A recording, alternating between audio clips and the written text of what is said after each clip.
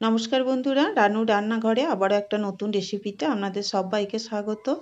বন্ধুরা দেখুন, এখানে আমি 4 পিস ডিম নিয়েছি। ডিমটাকে আমি সিদ্ধ করে খোসা ছাড়িয়ে পরিষ্কার করে ধুয়ে নিয়েছি। এবার একটু চাকু দিয়ে ডিমটাকে আমি একটু একটু করে মাঝে মাঝে কেটে দেব। এতে করি ডিমের ভিতরে তেল মশলা ভালোভাবে ঢুকে যাবে, ডিমটা খেতেও ভালো লাগবে। তো আমি প্রত্যেকটা ডিমকে একইভাবে একটু একটু করে কেটে দেব। তো আমি দেখুন ডিমগুলোকে একটু একটু করে মাঝে মাঝে কেটে দিচ্ছি, একবারে পুরোটা যেন কেটে না যায়, মাঝে মাঝে একটু একটু করে কেটে দিলেই হবে। দেখুন আমি সবকটাকেই কেটে নিয়ে একইভাবে এদিকে গ্যাসে একটা কড়াই বসিয়ে দিয়েছি। আমি এখানে নিয়েছি হাফ কাপ মতো মুগের ডাল। মুগের ডালটাকে আমি একটু শুকনো খোলায় ভেজে নেব।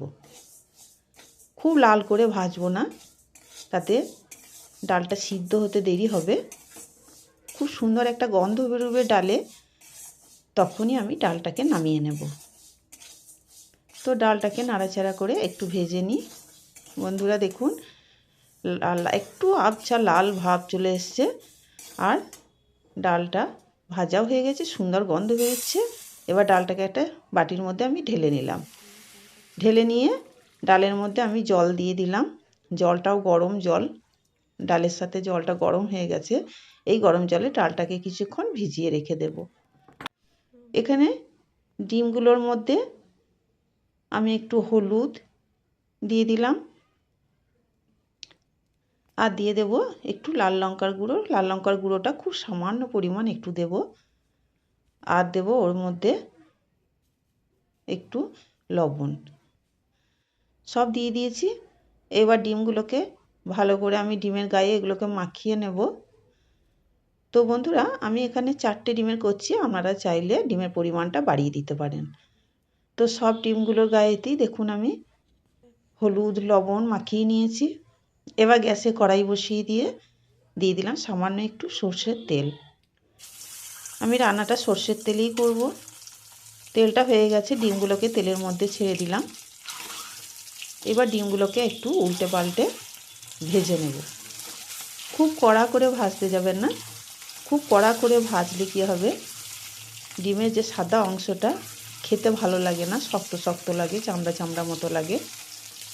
তাই একটু হালকা করে ভেজে নেব। তো এপিট ওপিট করে আমি ডিমটাকে একটু হালকা করে ভেজে নিই, তারপর আমি তুলে নেব। তো ডিমটা আমার ভাজা হয়ে গেছে। আমি এবার ডিমগুলোকে তুলে একটা জায়গার মধ্যে নিয়ে নেব। সব ডিম কোটাই আমি তুলে নিলাম।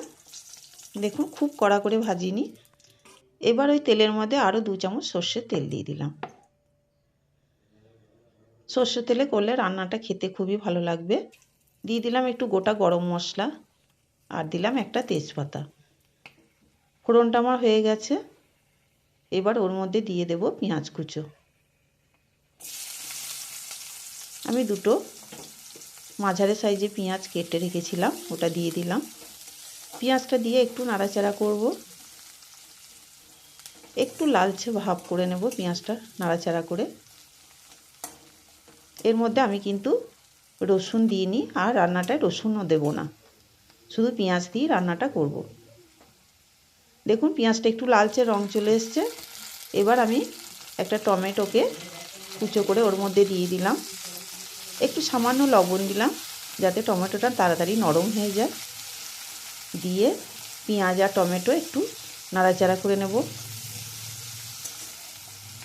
পেঁয়াজ আর টমেটোটা নাড়াচাড়া করতে করতে টমেটোটা নরম হয়ে গেছে। এখানে দিলাম হাফ চামচ আদা আর কাঁচা লঙ্কা বাটা। আমি রান্নাটা বাটা মশলা দিয়েই করব। আর দিলাম ধনে আর জিরে বেটে রেখেছিলাম, হাফ চামচ দিয়ে দিলাম। মশলা ধোয়া জলটা দিয়ে দিলাম। দিয়ে দিলাম হলুদ গুঁড়ো, দিয়ে দিলাম হলুদ, একটু লাল লঙ্কার গুঁড়ো দিলাম, দিলাম একটু কাশ্মীরি লঙ্কার গুঁড়ো। আমি বাটা মশলা দিয়ে করছি, আপনারা চাইলে গুঁড়ো মশলা দিয়েও করতে পারেন, তবে বাটা মশলার টেস্ট খুব ভালো হয়, রান্নার টেস্টটা খুব ভালো হয়। তো আমি সব কিছু একসাথে ভালো করে একটু তেলের মধ্যে ভাজা ভাজা করে নেব।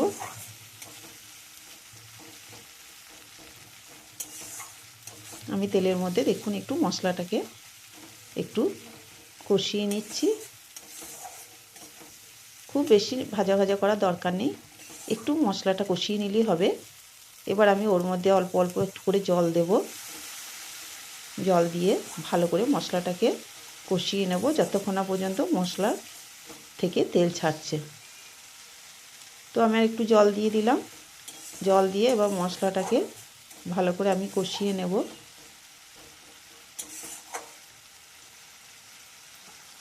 তো দেখুন বন্ধুরা, আমার মশলাটা কষানো হয়ে গেছে, মশলা থেকে তেল ছেড়ে দিয়েছে। এইবার আমি যে ডালটা ভিজিয়ে রেখেছিলাম, তাকে ধুয়ে পরিষ্কার করে রেখেছিলাম, ডালটাকে আমি ওর মধ্যে দিয়ে দিলাম। ডালটা দিয়ে এবার সব কিছুর সাথে মশলার সাথে একটু ভালো করে নাড়াচাড়া করে নেব।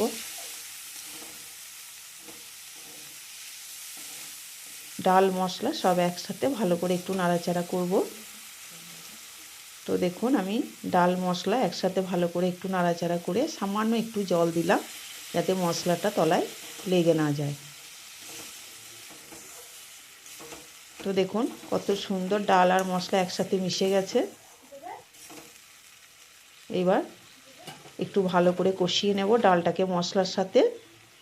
তো দেখুন তেল ছেড়ে দিয়েছে। এবার আমি দিয়ে দিলাম পরিমাণ মতো লবণ, আর দিলাম একটু মিষ্টি। লবণটা বন্ধুরা আমি আগে একটু দিয়েছিলাম, সেই বুঝে লবণটা দিতে হবে। আর একটু মিষ্টি দিলে রান্নাটা খেতে খুব ভালো লাগবে, স্বাদ আসবে রান্নায়।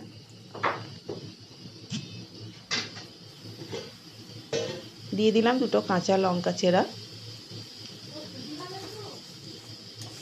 দিয়ে সব একসাথে ভালো করে আর একবার কষিয়ে নেব।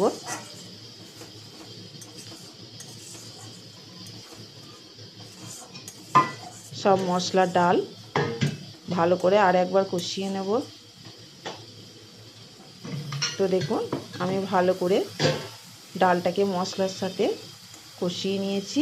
এবার আমি ওর মধ্যে দিয়ে দেব জল, পরিমাণ মতো জল দেব, কারণ এটা খুব ঝোল ঝোল হবে না, একটু কারি কারি ভাব হবে। মুগের ডাল দিয়ে ডিমের কারি, একটু কারি কারি থকথকে ভাব হবে, খুব ঝোল ঝোল হবে না এটা। এবার ঢাকনা দিয়ে ওটাকে সিদ্ধ হতে দিলাম। বেশ কিছুক্ষণ পর ঢাকনাটা খুলে নিলাম। দেখুন বন্ধুরা, দেখেই বুঝতে পারছেন ডালটা আমার সিদ্ধ হয়ে গেছে। ডালটা খুব সুন্দর সিদ্ধ হয়ে গেছে, একবারে গলেও যায়নি, আবার একটু গোটা গোটাও আছে। তো এবার আমি যে ডিমগুলো ভেজে রেখেছিলাম, ভাজা ডিমগুলো ওর মধ্যে দিয়ে দিলাম। দিয়ে ডিমটাকে আর একটু মশলার সাথে ডালের সাথে ভালো করে নাড়াচাড়া করে দেবো।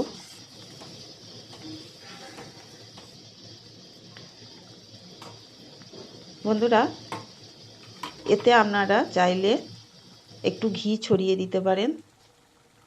আমি ঘিয়ের পরিবর্তে এতে ধনেপাতা কুচো ছড়িয়ে দিলাম। ঘিটা দিলেও খেতে ভালো লাগবে, ধনেপাতা দিলেও খেতে ভালো লাগবে, যেটা খুশি আপনারা সেটা দিয়ে নিতে পারেন।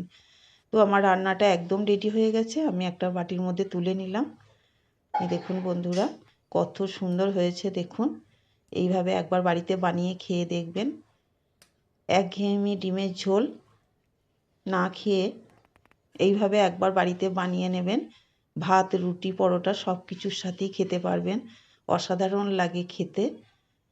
তো রেসিপিটা কেমন লাগলো আমাকে অবশ্যই কমেন্টে জানাবেন, একটা লাইক দিয়ে পাশে থাকবেন। আর আমার চ্যানেলে যারা নতুন বন্ধু, তাদের কাছে অনুরোধ রইল চ্যানেলটি সাবস্ক্রাইব করার। তাহলে আজকে রাখলাম, আবার আসবো অন্য ভিডিও নিয়ে অন্য কোনো দিন। ভালো থাকবেন, সুস্থ থাকবেন, নমস্কার।